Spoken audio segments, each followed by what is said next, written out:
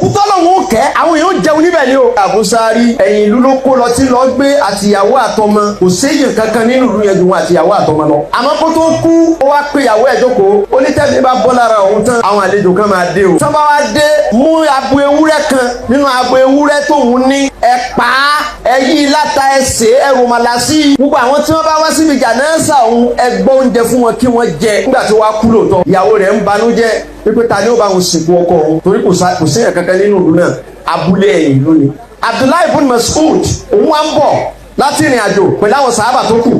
wọ́n wá gbanú ìlú yẹn kọjá wọ́n wá rí arábìnrin kan tó dúró sẹ́gbẹ̀ẹ́ ọ̀nà wọ́n á béèrè lọ́wọ́ ẹ̀ pé kí ló ṣe wọ arábìnrin tó dádúró sínú igbó yìí ọlọ́kọ òun kú ni ọkọ òun tó wá kú yìí òun wá ń wá àwọn tí wọ́n lè bóun sùtìrà rẹ̀ lòun wá ní kó òun ké gbàjarè wá sójú ọ̀nà bóyá òun ó rí àwọn arìnrìn àjò tí ó kọjá wọ́n ní ta lọ́kọ rẹ̀ ó ní Abu Zarri al-Ghifari Abdullahi ọmọ Mas'udi àyà ẹja ló bá sáré bọ́lẹ̀ lórí nǹkan kù ọ̀nà bó níbẹ̀ wọ́n ń sa eré lọ dìgbàdìgbà gbogbo àwọn sáré Abu Zarri ara wa ni. wọ́n bá lọ lè sùtìrà rẹ̀ ńgbà wọ́n ṣe tán wọ́n á pa agbo ewúrẹ́ wọ́n dáná oúnjẹ wọ́n jẹ. wọ́n pe tíra kan ní Rijalu wan Nisa'u hawla Rasul ẹ lọ́wọ́ page 193 èyí tí wọ́n print ní Misira. Assalamu alaikum wa rahmatullahi wa barakatuh. Ẹ̀gbọ́n tí a fún ní Jímọ̀sí sọ èmi yìí fẹ́ fún àfáà yìí ní reply wallahi torí pé ní ọ̀tọ̀ ní tá a mọ̀ sọ ọ̀tọ̀ nìkan tí wọ́n mọ̀ wí ọ̀rọ̀ fáyé ju nǹkan míì lọ ìbá dáa kó fi mọ lórí ọ̀rọ̀ fá kọ́mọ sọ̀rọ̀ ọ̀run mi lọ́rọ̀ pẹ̀lẹ́ hùn kọ́mọ sọ̀rọ̀ ẹ̀sìn ẹ mọ̀ wọ́n nísìnyí ó ní pé ní ẹlẹ́wọ̀ tíra kan ó ní pé yẹn òkú tó bá kú tán àbá jẹun bí òkú rẹ̀ subhana ẹgbọ́rọ̀ lẹ́nu mùsùlùmí ẹgbọ́rọ̀ ẹ dákun ẹ bá ní béèrè o Imamu Ali Uthman Abdurrahman ibn Auf àtàwọn bẹ́ẹ̀ bẹ́ẹ̀ lọ Ibn Mas'ud àtàwọn sọ̀hábà níbi tó pọ̀ àwọn àwo lọ dáná ń bẹ́ẹ̀ gbogbo àwọn sọ̀hábà níbi látòkè délẹ̀ gẹ̀ kódà níbi náà fúnra rẹ̀ tá ń dáná ń bẹ́ẹ̀ ẹ lọ mú ẹ̀rí tó fẹsẹ̀ múlẹ̀ wọn pé wọ́n dà bẹ́ẹ̀ sọ mọ́ sọ̀rọ̀ bí wà tó pé kíní kan yé wọn tí nǹkan kan sì yé wọn náà tàbá sọ pé lódò ni wọ́n ní sàn àwọn ọmọ nígbà náà yẹn ń bú wọn ẹ̀yìn wọn àwọn máa yẹn lórí nǹkan tí máa ń bẹ́ẹ̀ sí jẹ́ tó sì jódo ọ̀yà oníkàlà òtíra kan ń pè ní Rijalu wan Nisa'u hawla Rasul inú ètò àdókò tó dàpọ̀ tíra tòsítòsí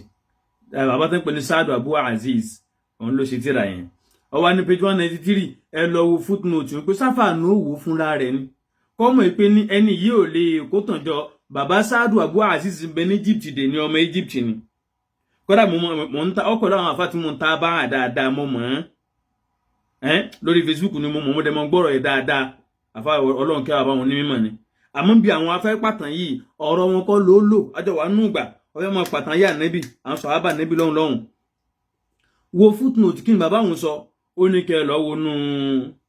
tíra al-Bidaya wa Nihaya ọwọ́ adakọ̀ volume tó wà ń bẹ̀ ipe ní ẹlọ́wọ́ volume 5 page 248 nígbà ìmọ̀ àwọn òpin ní lọ́dọ̀ tèmi èyí tèmi ní lórí fóònù ni mi ò nílẹ̀ èyí tèmi ní òun náà ta kíkọ àbá Ustaz Dr. Abdullahi Abdul Muhsin Turki ọlọ́ba ní ṣe àríkúfẹ́ fàwa náà àbá náà gbìyànjú púpọ̀ bá ṣe ta kíkì ibẹ̀ nǹkan ni mò ń lọ ọ wà ní volume ẹlẹ́kẹ̀wá page 257 ìgbà táwọn náà níbi péèjì yẹn Imamu Ibn Kathir kò dákọ kí ni isnadu as in chain of transmission ẹgbàá wáyé kò dákọ rẹ̀ tó túmọ̀ sí pé ní àfẹ́ Ibn Kathir dẹ̀ níyì wọ́n pàtàkì kéèyàn máa dákọ chain of transmission gan wọ́n tún ṣiṣẹ́ lórí rẹ̀ tẹ́lẹ̀ bá ti wá dákọ ó ti nífura lọ́wọ́ níbi tẹ́ni tó bá jẹ́ òǹkàtàn àbí tó fẹ́ máa narrate ìtàn wá lọ́dọ̀ àwọn àfáàní tó gbọ́dọ̀ jó ńlá àká tó gbọ́dọ̀ nímọ̀ nìyẹn ẹ dákú ń bẹ̀ wọn àdákọ pé bíláì làwọn ti kó jáde wọn àdákọ ìsìnàdù rẹ̀ bẹ́ẹ̀ ni ọwọ́ àrọ̀rùn ẹja lọ́gbòmí tá a bá lọ́dọ̀ àwọn tó síwájú tiwọn àfá Ibn Jarir àfá Tabari tọkọ Tarikhul Umara wal Muluk Tarikhur Rusul wal Muluk volume ẹlẹ́kẹrin page 308 ní page 308 yìí ẹgbà wáhùn gbé wá wípé ní ọmọ rẹ̀ ní ọ̀rọ̀ ń ṣẹlẹ̀ tó ní pé kọ́ pé ẹran ọmọ rẹ̀ ní ẹmọ wo nísìn o ní page 309 ó sọ wípé ní ìyàwó rẹ̀ ní àwa wo chain of transmission ìgbà wa méjèèjì ẹnìkan bẹ́ẹ̀ wọ́n pè ní Seifu ibn Umar níbi alákọ̀ọ́kọ́ olóhùn gbà wá látọ̀dọ̀ àfáàhùn Atiyya an Yazid al-Fakasi níbi ẹlẹ́ẹ̀kejì olóhùn gbà wá látọ̀dọ̀ al-Qa'qa ibn Salit an rajulin látọ̀dọ̀ ẹnìkan kí sọ̀hábà níbi wà àdákọ̀ ìlú mi lẹ́yìn rẹ̀ tọ́ ọwà dàbáhùn tálẹ́ntà ń pè ní Seifu ibn Umar yìí gan tíra tí mo gbé lọ́wọ́ yìí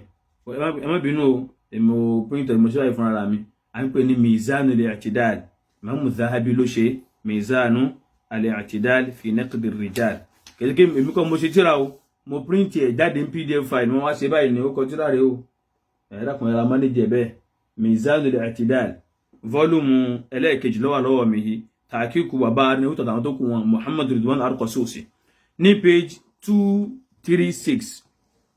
Imam Zahabi wá ń gbẹ̀gbà ọ̀rọ̀ àwọn àfáwò ní mímọ̀ àwọn tán mọ̀ pàjáwìrì wa ta'dil pé ń ta ní jẹ́sí fún Umar gan. Ó ní alákọ̀ọ́kọ́ ni pé ní ìmọ̀ gbẹ̀gbà wá lọ́dọ̀ àwọn èèyàn ó ní wa khalqin kathirin minal majhulin àwọn tá àti ẹ̀ mọ̀ wọ́n àmọ́ bó oníṣẹ̀mí wọn àbá wọn pàdé nínú tàn tí wọ́n gba hadith wá àmọ́ bóyá ni tí àgbàtán kéwú àgbàtán kọ́ wọn àmọ́ àwọn ọmọ kéwú wọn kẹ́ pẹ̀lú ọ̀dọ̀ àwọn títí máa ń gbọ́rọ̀ rẹ̀ wá nù ni àfọwọ́n hadith ní inú kaba yìí àmọ́ wọ́ gidi ní ṣẹ́yìn òlé ni ẹlẹ́kẹ̀ẹ́jì mẹ́rin pé ní à ń pè àfáà kan ní Mutayyan látọ̀dọ̀ àfáà Yahya ibn Ma'in tó jẹ́ contemporary Imam Ahmad ibn Hanbal ọláfáà ní falisun khayrun minhu kíyàn rówó kọ́bọ̀ owó ìpín ní báyìí ọdẹ àjùsíkẹ́ máa sọ pé ń gba ẹ̀wá séfù káàkiri lọ ṣèyìn òlé ní àfáà Abu Dawud tọkọ sọ́nà Abu Dawud wọ́n ní kí ni ní laysa bi shay séfù ọmọ wọn èyí wọn ọ̀dámọ̀ kankan tiẹ̀ fa mọ̀ wo àfáà Abu Hatam masha Allah náà fún ní hadith inú ni ó ní maturuk ẹ̀ntàn pàtì ni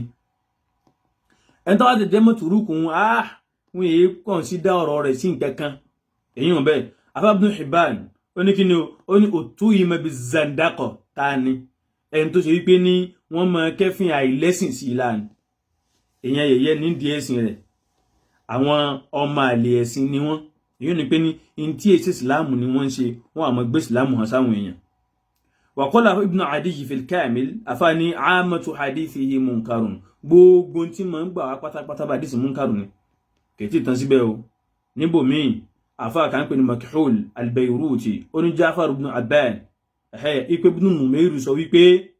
wa kana Sayfun yad'u al-haditha Sayfu ta wí yìí òun máa gbé hadisi ilẹ̀ pa Ànábì sọ pé òun gbégbà wa rẹ̀ wá ni òun ni ó hun fúnra rẹ̀ yín máa ń hun ni wa qad tuhima biz-zandaqa kódà wọ́n máa kẹ́fìn àìlẹ́sìn àìgbádùn ẹ̀sìn wọ́n máa kẹ́fìn rẹ̀ síla ó ti báyìí nísìn so ẹni tá fà ìfẹ́ mọ́ nígbà náà pé òun fẹ́ mọ́ lo ọ̀rọ̀ rẹ̀ fi sẹ̀rí ni pé wọ́n lè jẹun bí òkú nù wá nígbà náà òkú tàn bá tún jẹun bí òkú rẹ̀ kò ní rí kẹ́ subhanallah òkú tán bá kẹ́ òkú tẹ́ wàhálà náà gbọ́dọ̀ jẹun bí òkú rẹ̀ ọlọ́run ọ̀dà ẹni tó mọ ọwọ́ bá kú fún ṣé kí wọ́n jẹun bí òun náà àbí owó kú sáà ni ẹni tó mọ ọmọ ìtọ́pá yunifásitì tí ní kankan nú ayé ọlọ́run sọ wá ń bẹ̀ àwọn tó ṣẹlẹ̀ síhun sáwọn náà dáná fún yẹn jẹun bẹ́ẹ̀ amọ̀rú yẹn jẹun ẹ̀yin tẹ̀ ń jẹun Easter tẹ̀ ń jẹun Christmas lẹ̀ ní jẹ ẹ jẹ olóúnjẹ òsì ní ti fún lọ́rùn oúnjẹ náà sáwọn wákàkiri ẹ wò kọ́ mọ́gùn jù jáde. Assalamu alaikum warahmatullah.